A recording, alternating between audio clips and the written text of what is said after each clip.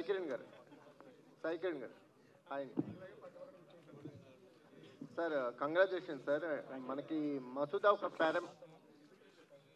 ఒక పారామీటర్ని సెట్ చేసింది. అంటే ఎటువంటి ఎక్స్పెక్టేషన్స్ లేకుండా వచ్చి మంచి హిట్ అయ్యి తర్వాత ఈ సంవత్సరం పెండం అలాంటి ఎక్స్పీరియన్స్ని అందించింది. అంటే మీకు చాలా లిమిటెడ్గా ఉంటుంది. మాకు హారర్ మూవీస్ చేసేటప్పుడు ఆడియన్స్ లిమిటెడ్గా ఉంటారు, బడ్జెట్స్ లిమిటెడ్గా ఉంటాయి. కానీ ఈ లిమిటెడ్ అనే దాంట్లోనే అన్లిమిటెడ్ సక్సెస్ని మీరు అందుకోగలిగారు. సో మీడియా వైపు నుంచి కానీ ఆడియన్స్ వైపు నుంచి కానీ day by day show by show response పెరుగుతుంది. మీడియా ఈ మధ్య కాలంలో ఒక చిన్న సినిమా కింద సపోర్ట్ చేయడం చూస్తాం, రివ్యూస్ పరంగా కానీ వీటి పరంగా కానీ. యాజ్ ఏ డెబ్యూ డైరెక్టర్గా ఎలా ఫీల్ అవుతుంది? థ్యాంక్ యూ సో మచ్ అండి. Thank you for your words. చాలా హ్యాపీగా ఉందండి. నేను ముందే అనుకున్నాను this film is not for everybody. So ఎవరైతే టార్గెట్ ఆడియన్స్ ఉన్నారో వాళ్ళు ఎంజాయ్ చేస్తున్నారు, విపరీతంగా ఎంజాయ్ చేస్తున్నారు. హౌస్ఫుల్స్ అవుతున్నాయి, థియేటర్లో అరుపులు చాలా బాగుంది.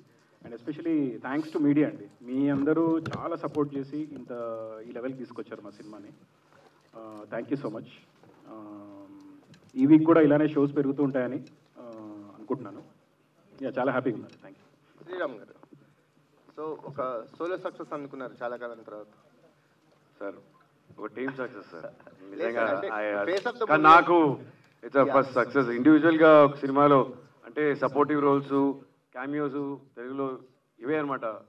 ఒకరికొకరు తర్వాత పోలీస్ దాని తర్వాత ఇదే sir. It's the only film. Long gap తర్వాత భయపెడుతూ విజయాన్ని అందుకున్నారు. సో ఎలాంటి కేకతోటి సార్ అంటే దీనికోసం కాసుకొని ఉన్నాం సార్. సో అవకాశం దొరికేటప్పుడు లోపల నుంచి ఒక కసి ఉంటుంది కదా, అండ్ అది అన్నీ సార్ ఇన్నేళ్ళు దీనికోసమే కాసుకొని ఉండడం. దాని తర్వాత ఎక్కడి నుంచి బయలుదేరాం అక్కడే మనం ఇది చేయలేకపోతున్నామన్న ఒక లోతు ఉంది సార్. అండ్ ఆ ఒక కంప్లీషన్ ఈరోజు దొరికింది. Great satisfaction sir. అదే చెప్పాను కదా సార్, నిన్న చాలా రోజుల తర్వాత ఫ్యామిలీతో కూర్చొని ప్రశాంతంగా భోజనం చేశాను sir. It was very nice feeling sir. Thank you so much for the success to entire పిండం టీమ్ అండ్ మీడియా. యశ్వంత్ గారు, ఫస్ట్ ఆఫ్ ఆల్ కంగ్రాట్స్ అండి. Thank you. చాలామంది చెప్తుంది ఏంటంటే సినిమా చాలా బాగుంది, అయితే ఇంకా సోలో రిలీజ్ అయ్యి ఉంటే ఇంకాస్త ముందుగా వచ్చి ఉంటే సెకండ్ వీకెండ్ కూడా ఇంకా లాంగ్ రన్ బాగా పడేది సినిమా. బట్ ఈ వీకెండ్ వచ్చేసరికి సలారు, డంకీ లాంటి పెద్ద సినిమాలు వస్తున్నాయి కదా అని చెప్పి అంటున్నారు. దానికి మీ రియాక్షన్? అంటే యాక్చువల్లీ మేము అనుకున్న డేట్స్లో ఇది one of the best date అనిపించిందండి. అంటే మా మూవీకి మేము అట్లీస్ట్ 6 ఆడియన్స్కి రీచ్ అయితే చాలు అనుకున్నాను. బట్ ఆడియన్స్ రీచ్ అయిపోయింది. బట్ నెక్స్ట్ వీక్ కూడా మా మూవీ రన్ అవుతుందండి. యాక్చువల్లీ సలార్తో పాటు హోల్డ్ చేయొచ్చు. ఎన్ని థియేటర్స్ వరకు హోల్డ్ చేయొచ్చు? మ్యాక్సిమం హోల్డ్ చేస్తామండి. మ్యాక్సిమం ట్రై చేస్తున్నాం హోల్డ్ చేయడానికి. అండ్ సెకండ్ ప్రాజెక్ట్ కూడా అనౌన్స్ చేశారు కదా, హీరో ఎవరో చెప్పేస్తే. హీరో కథ ఫినిష్ అయిన తర్వాత దాన్ని బట్టి చెప్తానండి. డైరెక్టర్ అనౌన్స్ చేసాం కదా హీరోని. యశ్వంత్ గారు, ఈ సినిమా 36 డేస్లో చేశానని అన్నారు. ఇది కాంప్లిమెంట్ అనుకోవచ్చా, నెక్స్ట్ సినిమాకి ప్రెజర్ అనుకోవచ్చా ఆయనకి? ప్రెజర్ ఏం లేదండి. ప్రెజర్ ఉంటే స్టార్టింగ్ నుంచి ఉండేది కదా. He's very cool guy. So ఈ సినిమా 36 డేస్లో పొలిటికల్ అన్నారు కదా, మళ్ళీ 20 రోజుల్లో తీయమంటారేమో అని భయం. లేదు అట్లా కాదు. Actually I just told it as a compliment. 36 డేస్లో అవుట్పుట్ అంతా కంప్లీట్. జనరల్గా 40 రోజులు చేయమన్నారు, 40-45 రోజుల్లో. ఆయన వచ్చి 30. మాకు 44 డేస్ ఉండే schedule, 44-45, but he did it in 36 days. Hero గారు, చాలా రోజుల తర్వాత ఫ్యామిలీతో భోజనం చేసిన అన్నారు. మరి ఇప్పుడు ఇంకా ఈ టీంతో భోజనం చేసి ఇప్పుడు ఈ సినిమాలకు మళ్ళీ రెమ్యునరేషన్ ఏమైనా పెంచుతున్నారా, లేదంటే మీ యాటిట్యూడ్లో ఏమైనా తేడా వస్తుందా ఈ సినిమా? సార్ నేను అదే చెప్పాను కదా సార్, పోయినసారి ఒక ఫంక్షన్ ప్రెస్ మీట్లో చెప్పాను కదా సార్, ఎక్స్ట్రా డేస్కి సార్ ఏదైనా ఇవ్వాలా అని అడిగారు. మీరు అడిగిందే నాకు ఏదో పెద్ద బహుమానం ఇచ్చేసినట్టు, బహుమతి ఇచ్చేసినట్టు అనిపించింది. ఇండస్ట్రీలో ఎవరు అలా అడగలేదు, ఫస్ట్ టైం అడిగారు. అదే పెద్ద ఒక బోనస్ లాగా అనిపించింది. అండ్ డబ్బుల గురించి కాదు sir, always sometimes about quality of work sir. So that makes a lot of difference ఒక పాయింట్ తర్వాత. ఎందుకంటే నేను రైట్ ఫ్రమ్ స్క్రాచ్ నుంచి వచ్చాను. నా మొదటి జీతం వచ్చి 750 రూపాయలు సార్. సో నేను ప్రతి చోట పనిచేశాను. నేను పెట్రోల్ బంక్లో కూడా పనిచేశాను, కేటరింగ్లో కూడా పనిచేశాను. So I have seen everything. So what ever is right now is just bonus for me. Yashwant గారు,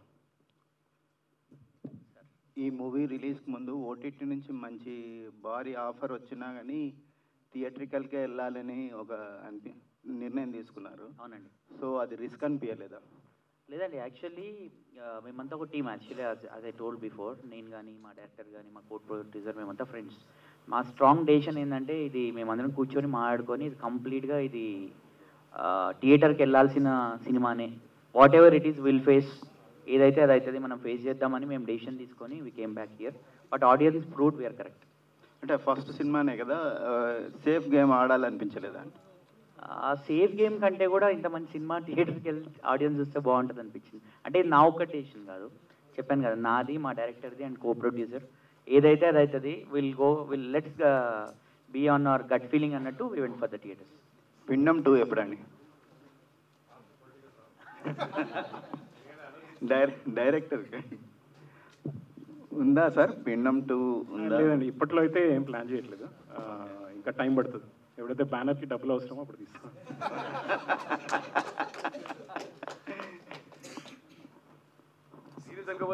డైరెక్టర్ గారు, V3 ఛానల్ సురేష్ నా పేరు.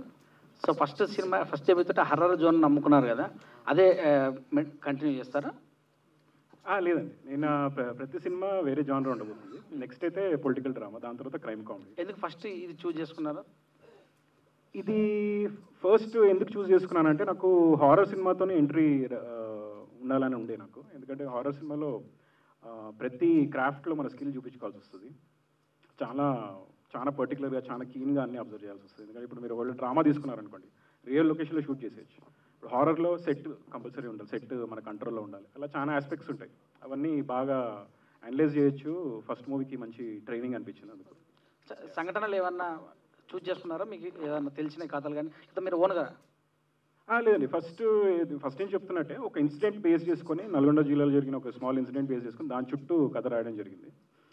అలాగే మీరు అడిగిన క్వశ్చన్ కిందాక, దీంట్లో మీరు చూస్తే స్టంట్స్ చేసాము, విఎఫ్ఎక్స్ ఉంది, కాస్ట్యూమ్స్ 1990 చాలా డిఫరెంట్గా డిజైన్ చేసుకోవాల్సి వచ్చింది, క్యారెక్టరైజేషన్స్ కానీ. సో హారర్ సినిమాలో ఇన్ని ఆస్పెక్ట్స్ నేర్చుకోవచ్చు.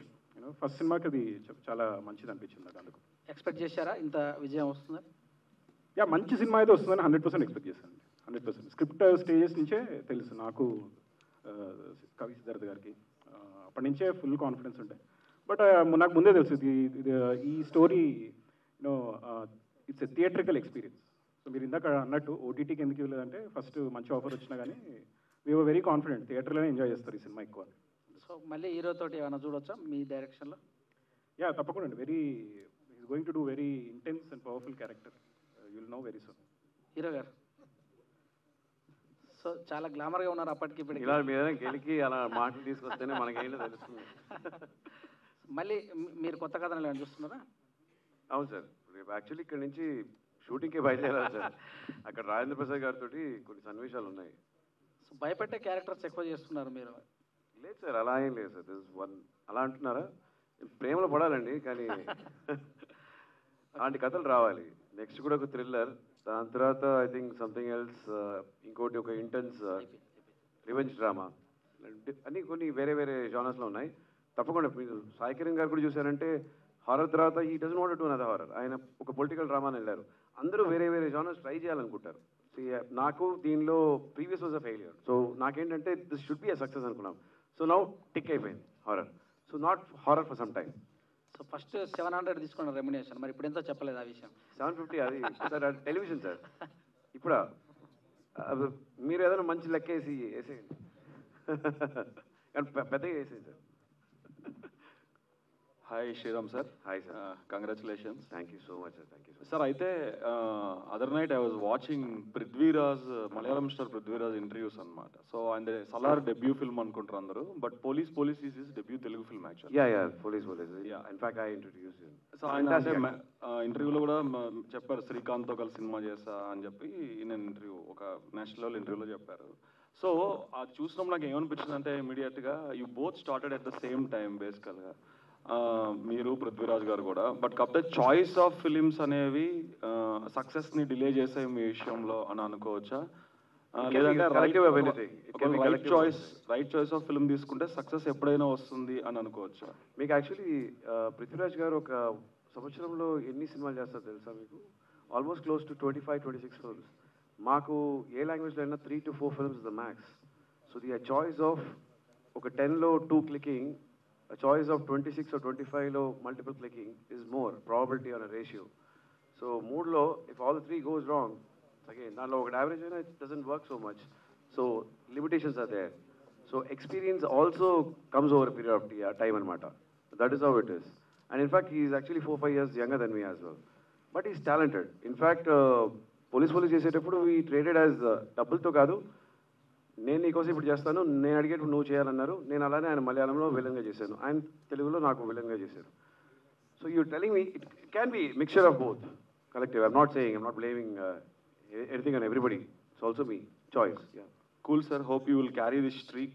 But I will not leave experimenting. I did experiment దాని వల్ల కొన్ని తప్పులే, but doesn't mean that you should give up experimenting, right? Yes. Horror also was one that. Now it's one. I have to beat few more. I will.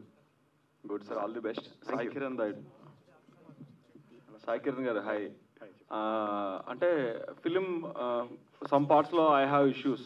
కొన్ని చోట్ల నాకు అంత ఎందుకో disconnect అయ్యాను నేను యాక్చువల్గా. అవన్నీ పక్కన పెడితే నాకు 2 మేజర్ డౌట్స్ ఏంటంటే, when you are dealing exorcism అన్నప్పుడు సెకండ్ హాఫ్లో అంటే ఏ మత గ్రంథంలో ఏ మంత్రాలు చదువుతుందంటే ఏమవుతుంది అనేది ఆ క్లారిటీగా అర్థం కావట్లేదు అనమాట. దే ఆర్ రీడింగ్ సంథింగ్ అది అనేది. అది అంటే క్లారిటీగా సెన్సార్ ఇష్యూస్ వాళ్ళు చెప్పలేదా, లేకపోతే అది మీరు చెప్పాలనుకోలేదా అలాగా? లేదు, సెన్సార్ ఇష్యూస్ వల్ల కొన్ని తీసేయాల్సి వచ్చింది, అందుకే అది అక్కడ క్లారిటీ మిస్ అయింది. కానీ మీరు చూసినట్టయితే ప్రతి లాంగ్వేజ్ ఎక్సార్సిజం మంత్రాలు పెట్టింది క్లియర్గా కాయిన్స్తోని క్లియర్గా ఎక్స్ప్లెయిన్ చేశాం కదా. ఆ ఎక్స్ప్లెనేషన్ అయితే definitely visually the clarity is there. And ఇంకో చిన్న డౌట్ ఏంటంటే, ఇది కొంచెం అమాచరిష్గా అనిపించవచ్చు మీకు, బట్ వాళ్ళందరూ ఫ్యామిలీ ఎక్కడైతే గోడ్స్ ఉన్నారో ఆల్రెడీ వేరే ఆ చిన్న బేబీస్ని వాళ్ళని పట్టుకుని ఆ కోడలు ఎవరైతే ఉంటుందో వాళ్ళు వాళ్ళ హస్బెండ్ని ఆ అత్తగారి గోస్ట్ని కూడా వాళ్ళే చంపేసి ఉండొచ్చు కదా, వాళ్ళు ఏదైనా చేసి ఉండొచ్చు కదా. అంటే గోస్ట్లు కొట్టుకోవా? లేదు, యాక్చువల్గా ఏంటంటే ఇంకొకటి ఏంటంటే ఈ కథలో 1930 అండ్ కరెంట్ టైం లైన్ క్లుప్తంగా చెప్పాము. మీ కంప్లీట్ స్టోరీ చెప్పింది ఓన్లీ 1990 స్టోరీ ఒకటే. The majority of the story 1930 and current time line క్లుప్తంగా చెప్పి వదిలేస్తాం. So it's incomplete. సో అంటే you want to take it to పిండం 2? అట్లేం లేదు, ఓపెన్ ఎండెడ్గా వదిలేసాము. పిండం 2కి యాక్చువల్గా స్ట్రాంగ్ స్టోరీ ఉంది, కానీ ఇప్పట్లో తీయదలుచుకోలేదు. సో అండ్ స్టేజ్ మీద లేరు రవివర్మ గారు, ఫ్యాబులస్ జాబ్ అండి. మన సినిమా చూసిన 3 days నుంచి మీరు నాకు ఫ్లాష్ అవుతున్నారు మైండ్లో. ఎక్కడ చూసినా టక్ మీ మీద వచ్చేస్తుంది, కొద్దిగా భయంగా ఉంది నాకు అది. Fantastic job sir. I wish to see you more from you. Thank you so much. All the best guys. Thank you so much.